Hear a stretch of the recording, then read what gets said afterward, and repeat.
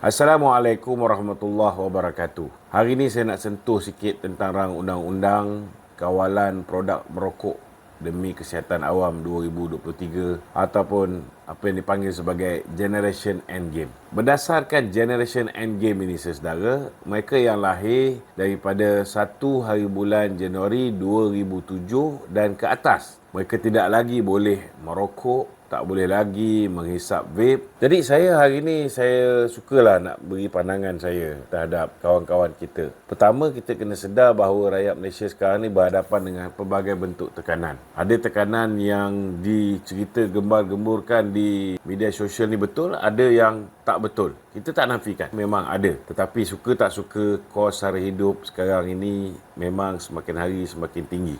Ini biasa. Dan kita juga tidak nafikan bahawa hari ini, walaupun Yang Amat Berhormat Perdana Menteri dah buat pelbagai usaha untuk menambah pelaburan masuk ke dalam negara, foreign direct investment, dan dari segi kadar pengangguran kita semakin berkurangan, peluang pekerjaan bertambah. Namun, terlalu banyak golongan, khususnya the B40 ini, yang bergantung harap, khususnya industri vape. Saya tak kisah sangat bila mereka dilarang daripada merokok. Tetapi tuan-tuan kena faham bahawa bila kita nak suruh satu generasi itu berhenti merokok, kalau kita tengok macam di New Zealand dan beberapa negara lain, mereka memberikan alternatif. Maknanya tak boleh merokok tapi boleh vape. Jadi bagi saya, tuan-tuan, dalam keadaan rakyat sedang berhadapan dengan kos sara hidup yang tinggi, peluang pekerjaan yang boleh dikatakan agak limited juga, niat kerajaan untuk mengurangkan kadar merokok negara memang sewajarnya dipuji. Namun harus dilakukan secara berhemah dan bagi saya ianya perlu dilakukan secara berperingkat dan penuh hati-hati. Sedar atau tidak, peniaga-peniaga vape ataupun mereka yang berkecimpung dalam industri vape ini adalah kebanyakannya dipelopori oleh Bumiputera. Saudara, dalam kajian industri yang dibuat baru-baru ini, jelas menunjukkan bahawa sehingga penghujung 2022 saja, Malaysia ada 200 penghilang vape, tuan-tuan. Kilang besar, malah menyumbang kepada kutipan hasil cukai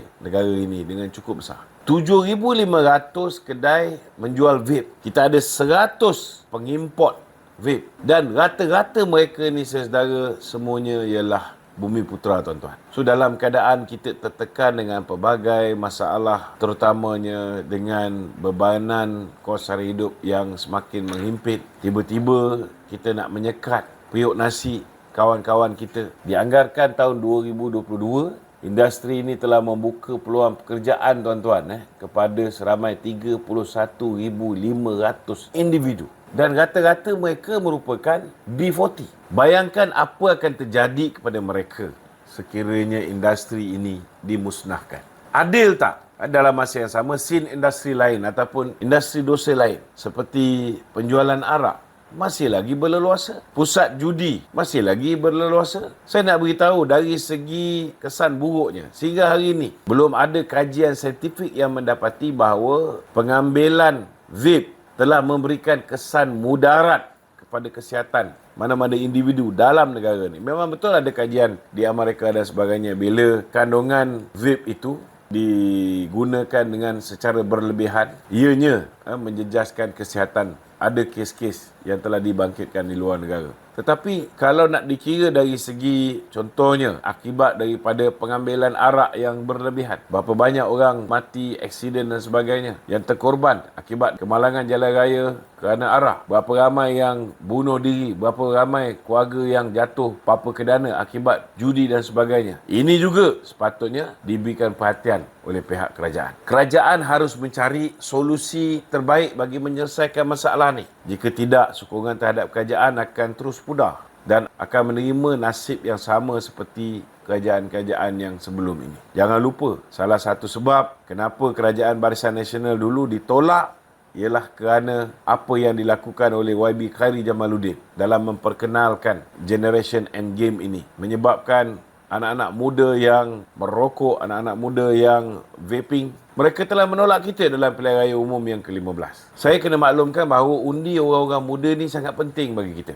Dan undi mereka-mereka yang terlibat dalam industri ini juga tidak kurang penting. Jadi jika ini berterusan, kerajaan akan terus kehilangan undi orang Melayu. Kerana rata-rata yang terlibat adalah orang Melayu. Sekarang zaman yang sangat mudah untuk tukar kerajaan. Saya mengharapkan keputusan yang akan dibuat pada 10 bulan 10 ini akan dapat mengambil kira tentang nasib yang bakal dihadapi oleh mereka yang akan terjejas akibat daripada keputusan yang bakal dibuat. Dan ambil kira keadaan ekonomi negara hari ini, ambil kira tentang keperluan yang turut membebani kehidupan generasi muda hari ini sebelum kita membuat keputusan secara tergesa-gesa.